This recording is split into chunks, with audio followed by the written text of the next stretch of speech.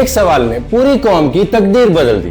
क्या आप मुझे एटम बम बना के दे सकते हैं? ये सवाल जुल्फकार अली भुट्टो ने मुल्तान में मौजूद साइंसदानों से किया। सवाल सादा था लेकिन मकसद बहुत बड़ा। जब सारी दुनिया ने पाकिस्तान को कमजोर समझा, जब सकूत मशरकी पाकिस्तान ने हमें तोड़ दिया, तब एक आवाज उठी, हम घास खा लेंगे मगर एटम बम जरूर बनाएंगे। भुट्टो ने तनहा नहीं सोचा, पूरी कौम के लिए सोचा। इस्लामी दुनिया के दरवाजे खटखटाए गए।